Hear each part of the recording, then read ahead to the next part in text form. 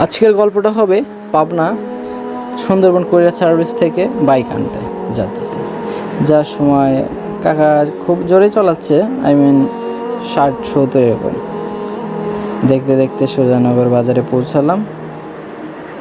এটা সোজানগর বাজার। যাইতেছি, বাইকটা আইসে 2 দিন। ফোন দিচ্ছে, অনর্গল ফোন দিতেছে যে আপনাদের বাইকটা আপনারা রিসিভ করে নিয়ে যান। সোজানগর বাজার অনেক জ্যামজট লেগেই থাকে, এটা স্বাভাবিক, জ্যামজট লাগবেই। এই 2য় তলায় যে আমাদের প্রাইমারি অফিস। তাছাড়াও আকাশটা অনেক মেঘলা, বৃষ্টি হতে বেশি দেরি নাই বলে মনে করতেছি।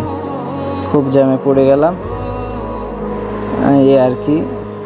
জ্যাম থেকে খুব কষ্টে বের হতেছে কাকা। খুব বাইক খুব করে চলায়। ইতিমধ্যে পাবনার মধ্যে প্রবেশ করলাম।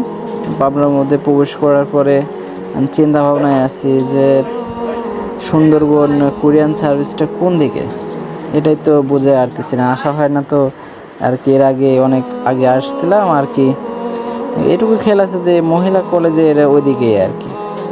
কাকাকে বললাম যে মহিলা কলেজের উদ্দেশ্যে রওনা দাও, ওই সাইডে আর কি গেলে পরে সুন্দরবন কুরিয়ার সার্ভিস পাওয়া যাবে।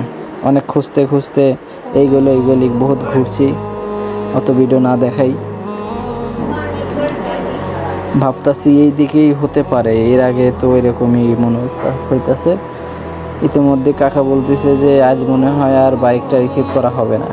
আমি বলতেছি আরে না, এই যে বিল্ডিংটা পাইছি না, এই বিল্ডিংটার পরে মনে হয় সুন্দরবন কুরিয়ার সার্ভিস। ইতিমধ্যে যে লেখা দেখি, হ্যাঁ এটাই সুন্দরবন কুরিয়ার সার্ভিস।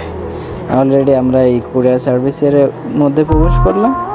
হ্যাঁ, ইতিমধ্যে দেখা যাচ্ছে যে আমাদের ওই যে বাইকটা দাঁড়া আছে, প্যাকিং করে রাখছে আর কি। এখনও ওটা খোলা হয়নি। আমি কাকারে বললাম তাড়াতাড়ি প্যাকিংটা খোলো, দেখি গাড়িটার অবস্থা কী। এই কথা বলে আমি চলে গেলাম টাকাটা পেড করতে। টাকাটা পেড করে এসে দেখি কাকা অলরেডি এই গাড়ি করে আর কি 2 লিটার তেল গাড়িতে ভরতেছে। তেল আছে কি না সেই জন্য আর কি তেল ভরতেছে।